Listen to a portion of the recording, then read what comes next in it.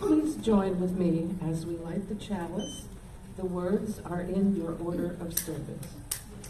Maybe we will light the chimes.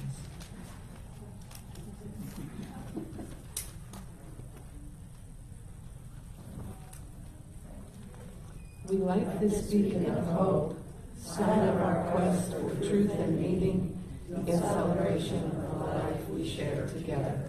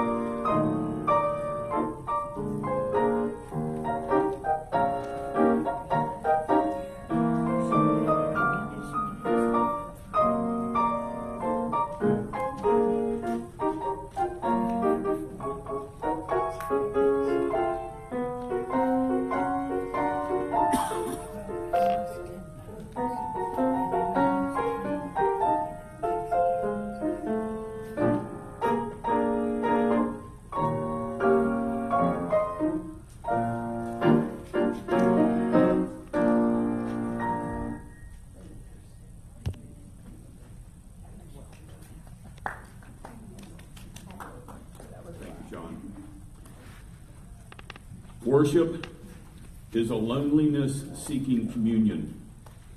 It is thirsty land crying out for rain. Worship is kindred fire within our hearts. It moves through deeds of kindness and through acts of love. Worship is the mystery within us, reaching out to the mystery that's beyond us. It is an inarticulate silence yearning to speak. It is the window of the moment open to the sky of the eternal. This is our call to this worship, to be a part of this service and to be able to experience in and of yourselves. My name is Charlie Tyler. I'm the pastoral minister here at the Unitarian Universalist Congregation of the Low Country. It's my privilege to stand in front of you. Those of you who are guests and visitors, you should know that the universe has conspired to bring you into one of the friendliest, warmest, and most welcoming congregations that exists on planet Earth. My opinion. I think you'll find that to be true. I also want to encourage those of you who are guests and visitors to stay for our talk back. That's one of the ways that you can find out that we really are all of the things that I've just suggested. And I want to make sure that those who are guests and visitors here are welcomed. If there's any first or second time guests that's on my right, your left section, if you'd be willing to stand, give us your name. Yes, ma'am.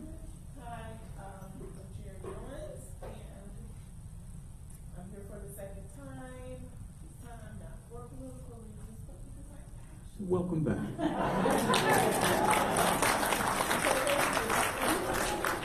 Thank you. It's good to see you again. Thank you for being back. In the center section, first or second? Yes, sir. It's my first time. My name is Jonathan Murray. I'm visiting with my family from Pittsburgh, Pennsylvania. I'm about to enter my second 5-year seminary to become a Unitarian Universalist.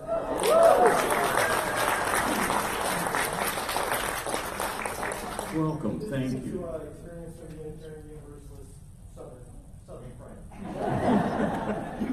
Yes, sir. Yes, sir. If you would, please. Jim Glick, first time here, live here in Bluffton. Welcome.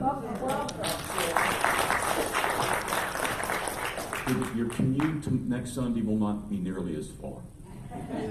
Thank you, sir. On my far left, far right. First to second time guests. Those of you that are regulars here, you understand why we are a part, you are a part of this congregation. You know the way that you are fed by the way that we share our hearts with each other. And I thank you for the common grace that we give to each other every Sunday. Some announcements I want to bring to your attention. If you look at one of the inserts, you'll see that the congregational road trip is coming up. We need a commitment here soon. 35 people to make this trip. It's going to be on Saturday, November 2nd. Take the opportunity to read through all that announcement. You also see our upcoming speakers and topics for the month, and as well a couple things that are not in your bulletin. One is this is related to music on Malthus. We need extra hands for that. We do not need necessarily electronic help, just help for people to move things around, put things up, take things down afterwards. And so if you're willing to do that, offer your hand. Please see Joanne over here, if you would raise your hand. Thank you. Talk with her, talk with David, and we'll make sure to get you in the right place at the right time when the next music on Malthus comes up.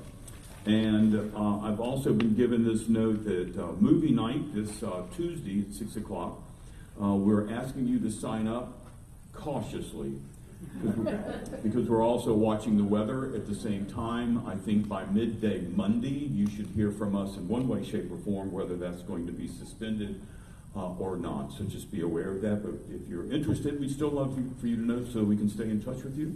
So please sign up in the back. Is it Beth? Is it in the back there? Yeah. Okay, all right. Look for the movie night sign up. Thank you. What have I forgotten? Oh, thank you. Thank you. Yes. So the Path to Belonging, that's our program where new members who want to either become a member of this congregation or at least learn a little bit about who we are as Unitarians, Universalists, and the personality of this local congregation. That's going to begin on August the 25th. That's a Sunday. We'll meet back here after the talk back. Bring a bag lunch if you want to, and we'll just begin to break bread together. It will last for 3 Sundays. The last Sunday of this month, the first 2 Sundays of September, and we'll be meeting during those times. Everyone who's a part of that has always appreciated it. And I hope that if you're willing and are able and want to be a part of it, that you do come. That's the best way to understand who we are and what we do here in this community. Thank you, Ann. Ann, raise your hand real quick. Just, yeah, that lady over there is who you want to talk to if you're interested. Thank you. Anything else? Dr. Jones.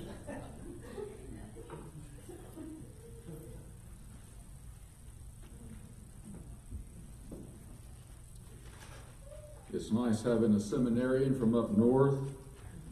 I too am a northerner. I'm from North Carolina. I can tell you, these southerners are something else. Our opening words are from Desmond Tutu,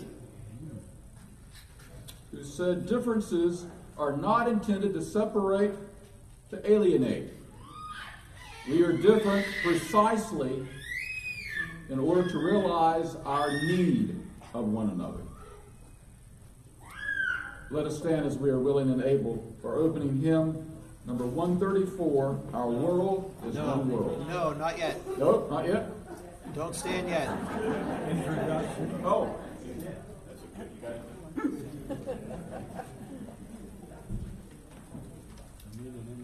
Since this is a fairly new hymn, I think maybe we've sung it once or twice, but it's a new hymn.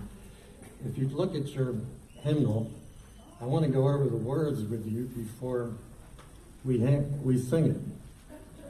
So, why do we sing hymns anyway?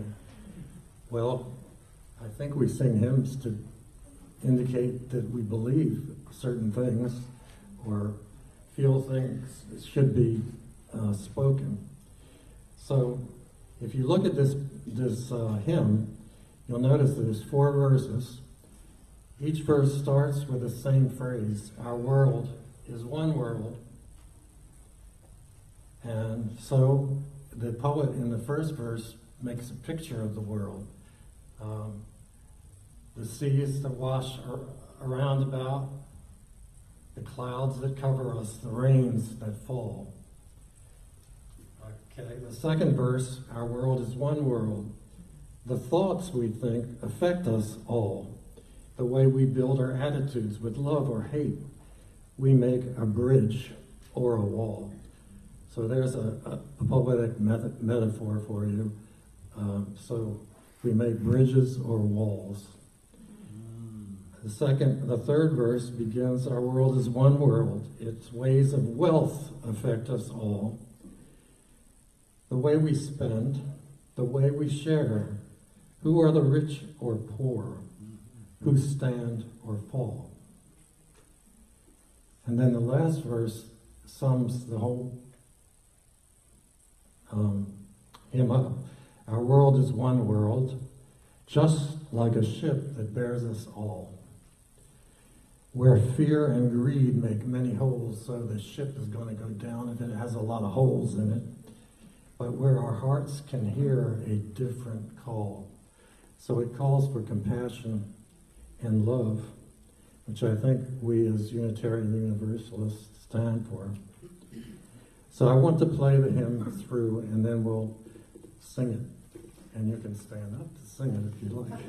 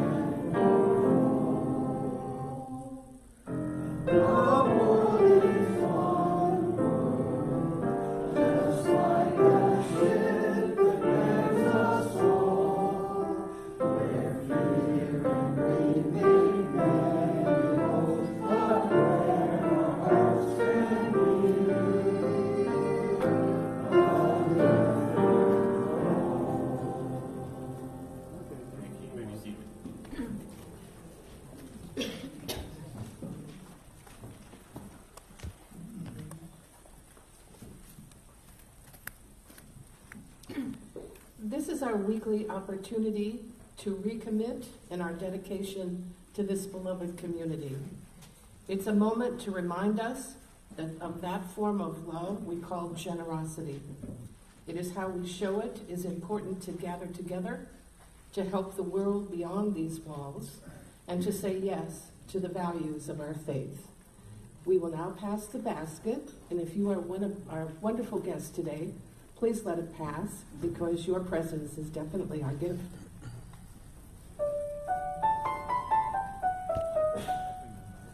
Thank you.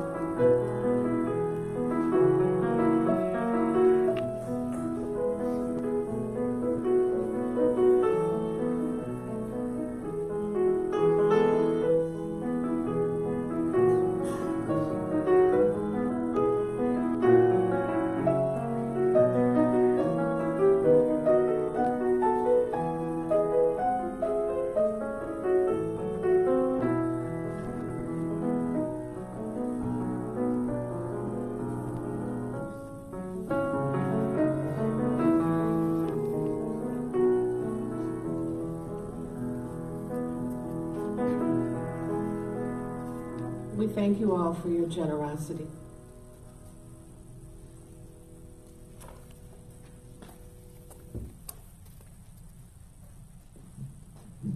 Now is the time in our service where we will share our joys and concerns. In this beloved community, when we have a joy, it is multiplied by sharing it with one another. And also, if we have concerns, we get a lot of support from our members here. So if you have a joy or a concern, please come up to the mic, take a stone from the basket, tell us briefly your name and what you have to say, and then place the stone in the cairn. No announcements, please.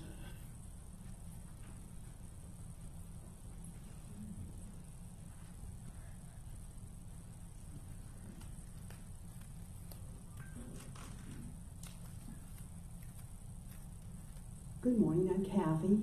My sister, my neighbor. August is a tough month for her. It's the anniversary, her anniversary, but the anniversary of her husband's death. And yesterday, unexpectedly, her cat died. They found a mass, they couldn't help him, and so keep Chris in your thoughts.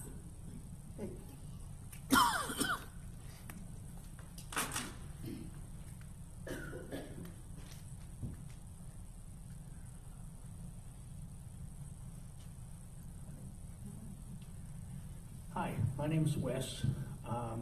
I have an announcement. I'll call it a concern, but I'll call it, it's really an announcement. For those of you who have not been paying attention, the National Hurricane Center this morning issued the following statement. Tropical Storm Debbie is anticipated to become Hurricane Debbie and come ashore at the Big Bend area of Florida, where it turns up into the Panhandle. It'll cross Florida, Georgia, and then into South Carolina. Between Monday and Friday, we're expecting between 10 and 20 inches of rain, and in some cases, locally 30 inches of rain. Now, none of the lagoons or retention ponds or whatever around here can handle that kind of water, so pay very close attention to your house. Get your pets inside, and anything that's floatable outside should be brought in. That's it.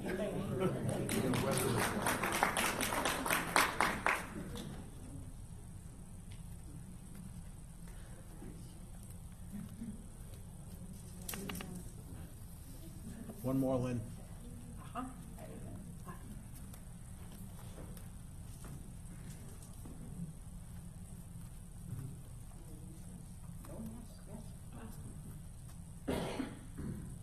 A bridge is a wall turned sideways. Good morning, my name is Libby Houlihan. Last Sunday, 6 members of this congregation related the connection between mindfulness and meditation and gratitude, and how they came to their practices. I am here to say thank you for a presentation that was an introduction for those who know little or nothing about such practices. For those familiar with such practices, it was a succinct, cohesive presentation of ideas about which millions, no, maybe billions of pages have been written. Extensive research indicates the health benefits resulting from these practices. John plays a piece of music for those at home to get organized for the service. He plays a second piece for us. In your program it says centering. A second piece for us to become mindful so we can be fully attentive throughout our practice. On several occasions, Mike Mickelson has been at this microphone to request that we not talk during this piece out of respect for John. There is research that indicates there is a special power in group meditation. What if each Sunday, when that second piece of music starts, we all close our eyes, pay attention to the music, and think about things we are grateful for. Or send loving kindness to someone, to a group, to a country. No talking, being still, tightening the bond that brings us together every single week.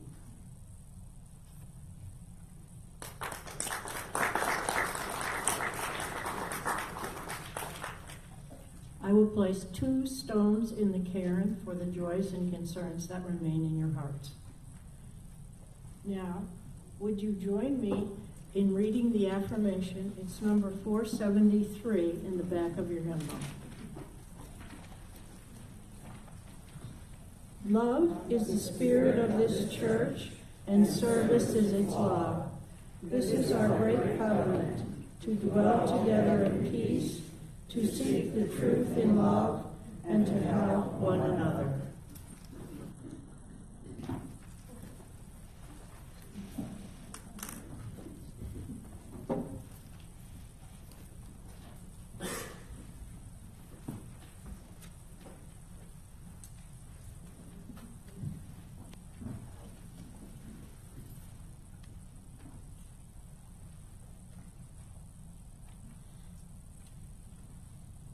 Remember that day?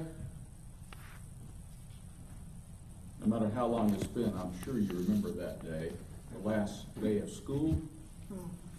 Remember sitting at your desk with your eyes glued to the clock on the wall as the last minute strikes the last hour of the day, that last day of the school year, and the bell rings, and everyone jumps up and screams and runs out of school into summer vacation.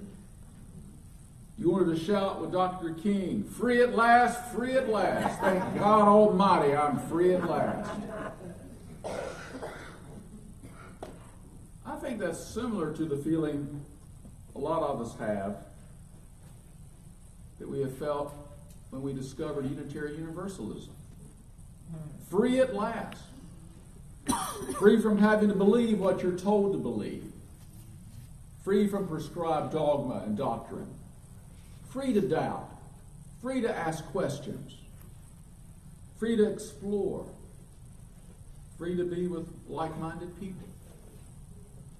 Free to turn to other sources of wisdoms besides the Bible, or whatever the holy book or holy tradition of your former religion. Free to forge your own path. Free to be your true, authentic self. Now, how many of you grew up in a faith tradition other than Unitarian Universalism? Would you please raise your hand?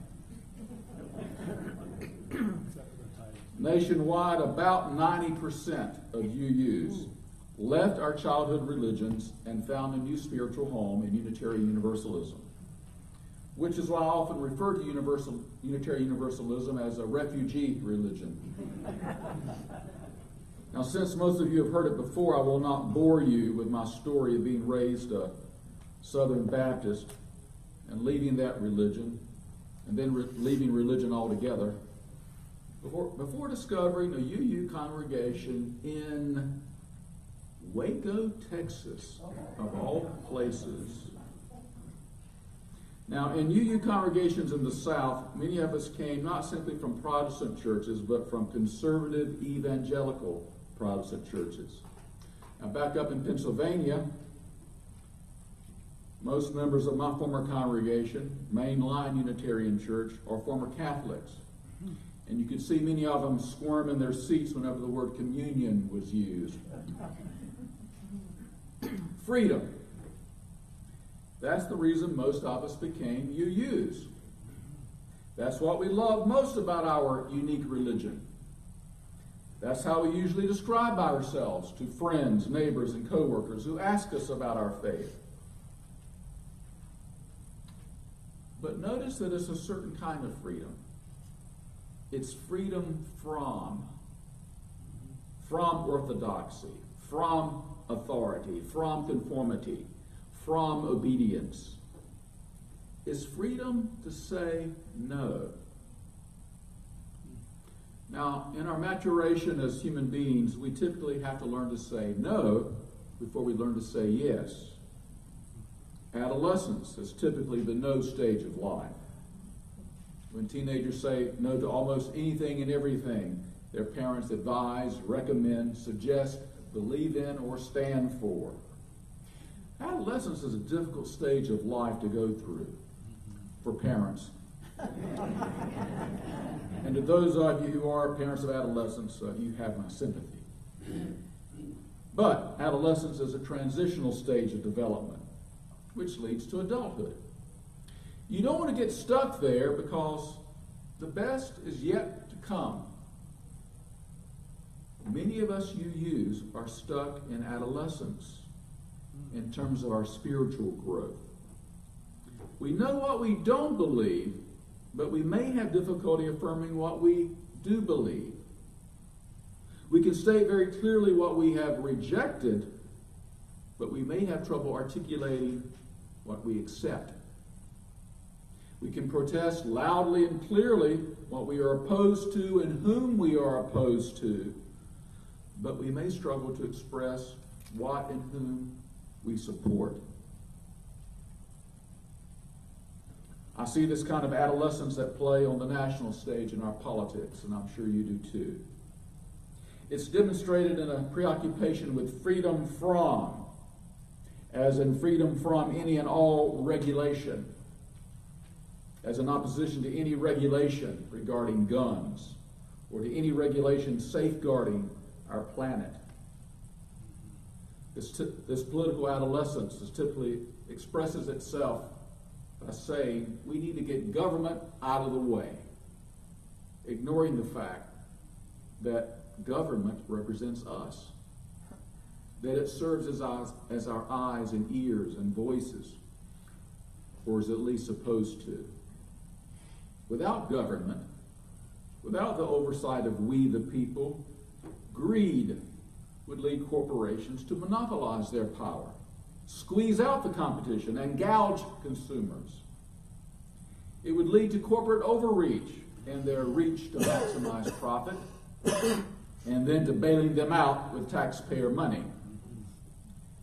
It would lead them to pollute our air, water, and soil, and to keep denying climate change so that they can keep drilling for oil and digging for coal instead of developing greener sources of energy like the rest of the civilized world. Corporate greed would lead them to pack privatized prisons for profit and to put illegal immigrants in privatized detention centers for profit. It would lead them to run up the cost for medical treatment and medicine for profit, not for genuine health care or simply care for patients. Without the oversight of we the people, they would buy off our representatives so that they only represent corporate interest instead of the public interest, and turn our democracy from a government of the people, by the people, and for the people into a government of ExxonMobil, Big Pharma, and Citibank. Actually, I'm afraid they already have. After all that we have been through as a nation, haven't we learned yet that unbridled capitalism is a shoddy regulator of human greed? This preoccupation with freedom from reduces our citizenship to being concerned solely with me and mine, as opposed to a citizenship which understands that in a democracy, we're all in this together. Getting stuck in adolescence keeps us stuck in antagonism and prevents us from living at peace with ourselves and others. Getting stuck in freedom from keeps us stuck in a state of moving away from instead of moving toward, of disengaging instead of engaging, of standing against instead of standing with. Getting stuck in freedom to say no keeps us stuck in looking over our shoulder at the past rather than being able to face the future. Freedom from should be a launching pad to freedom for. Saying no should be a prelude to saying yes. So how do we move politically and spiritually from saying no to saying yes? I think the key is found in the word itself. The words free and friend come from the same old English word frith, which implies that true freedom is somehow connected to friendship. An adolescent freedom seeks to be free from, but a mature freedom desires to be free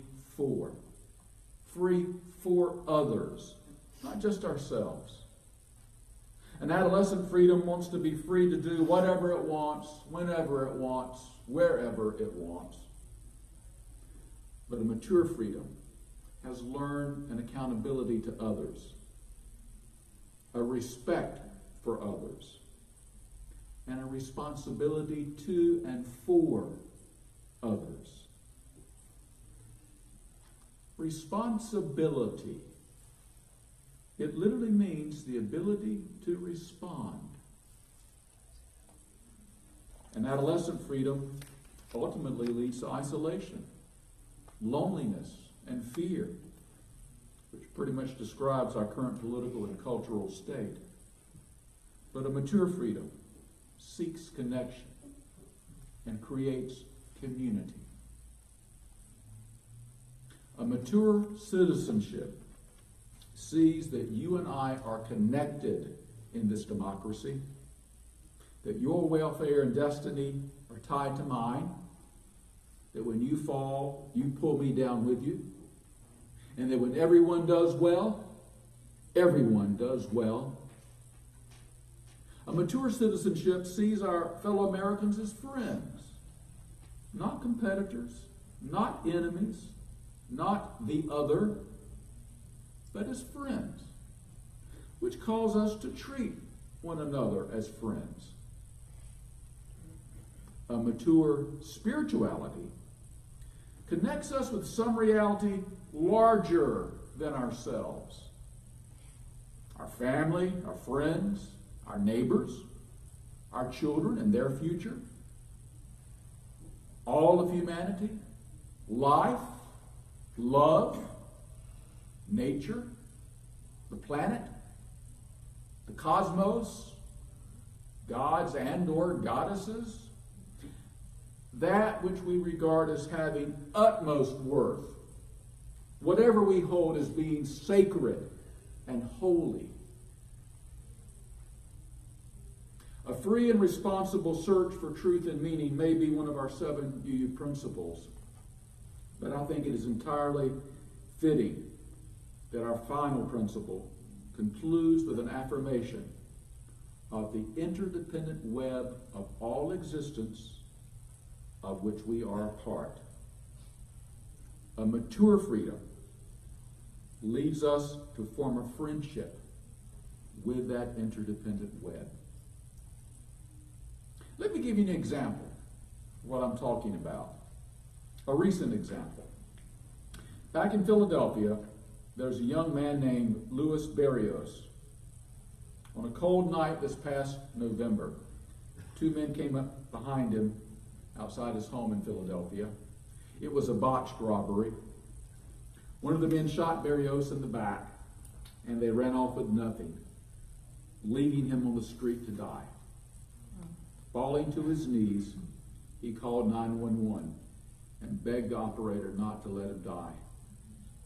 Soon, 2 police officers scooped him into their car and took him to Temple University Hospital. For weeks, the 35-year-old lay in his hospital bed, hooked up to machines that functioned as his damaged insides. With time alone to reflect, he drafted and redrafted a letter to his assailants, who have yet to be apprehended. In his letter, he writes, "I'm not mad. I'm not angry. I'm not looking for vengeance. I'm sad. I'm sad that you shot me and that you hurt me." A couple of months ago, Berrios and a handful of friends walked block after city block, sliding copies of his letter through front doors, under windshields, into mailboxes, and into the hands of people who seem equally impressed and bewildered.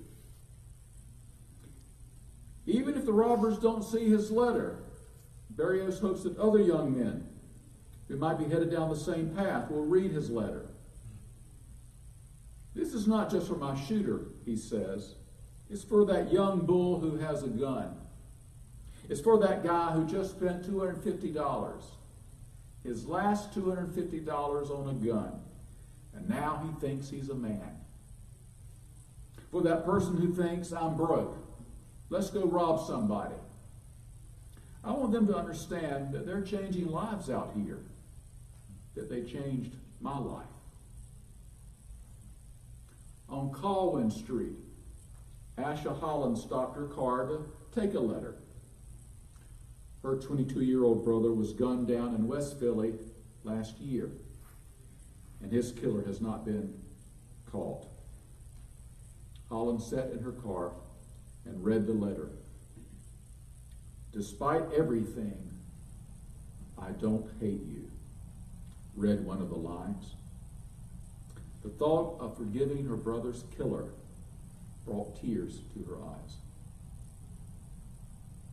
Louis Berrios is practicing a mature citizenship,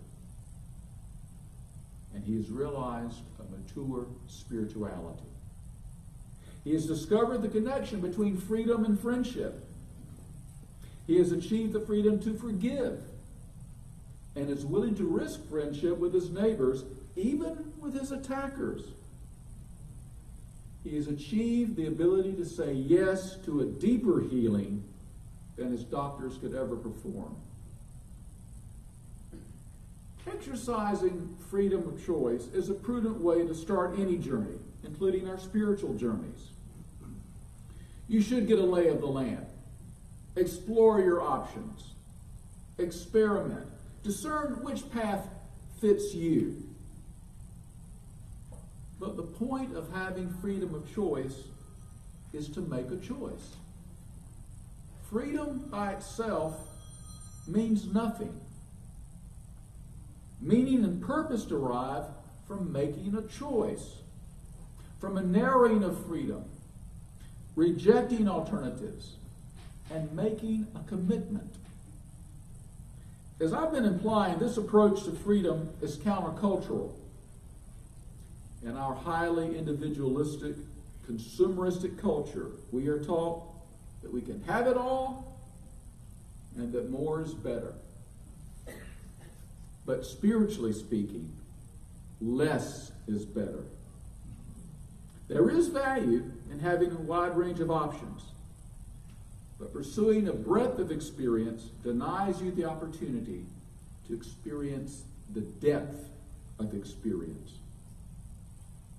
There is a depth of belonging and feeling at home that you can have only when you've lived at the same place for a long time.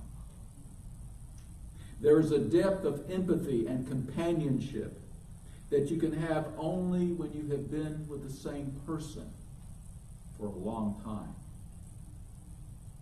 There's a depth of mastery and confidence that you can have only when you have worked on the same skill or craft for a long time. There is a depth of community and friendship that you can have only when you belong to the same congregation for a long time, which many of you can confirm. When you pursue a wide breadth of experience, there are diminishing returns for each new adventure, each new purchase, each new person or thing. When you buy that first car, that's a big deal. I still have very fond memories of that 1979 light blue Pontiac Grand Prix. But when you've been around the block a few times and in several different cars, the next one is no big deal. The older you get, the more experiences you accumulate, the less significantly each new experience affects you. With maturity, we learn that quality matters more than quantity. And we learn the paradox of freedom, that less means more. Commitment gives you freedom because you're no longer distracted by the unimportant and the frivolous. Commitment gives you freedom because it hones your attention and focus, allowing you to say yes to that which aligns with your values. We talk a lot about principles and values in UU congregations. The way we spend our money reflects our values. The struggles we choose to engage in reflect our values. And the commitments we make reflect our values. Having a breadth of experience is desirable and a probably necessary way to begin a journey, including a spiritual journey. But depth is where the gold is buried. And you have to make a choice and stay committed and dig deep to mine it. I hope that all of you, especially you newer members, stick around long enough to find out for yourself. Amen.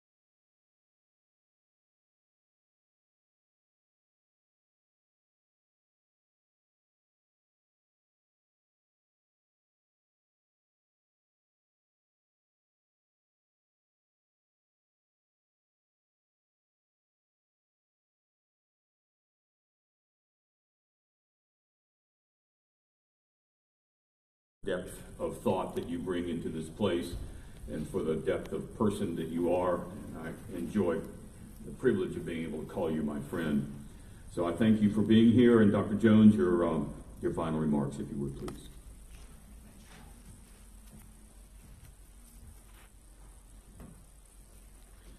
Our closing words are by Alan Watts, who said, "Waking up to who you are requires letting go of who you imagine yourself to be." Go in peace.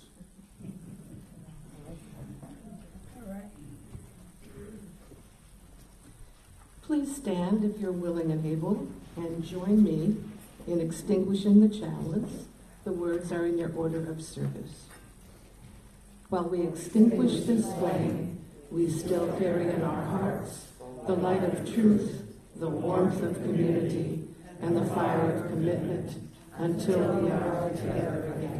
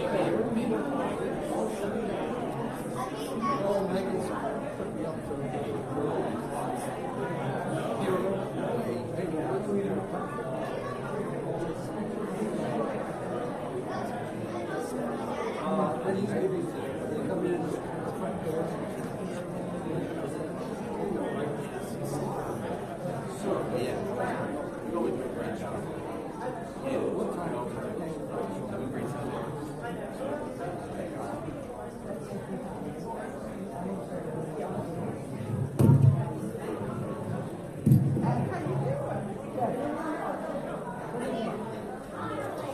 we ended better than I thought it would be.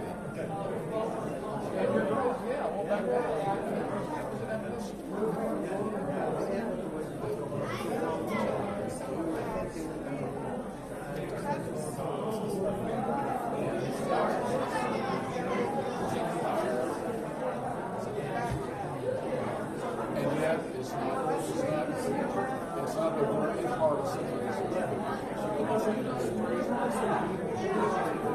Okay. So it's been like 5 minutes. We've been planning about 10 minutes. So 10 past.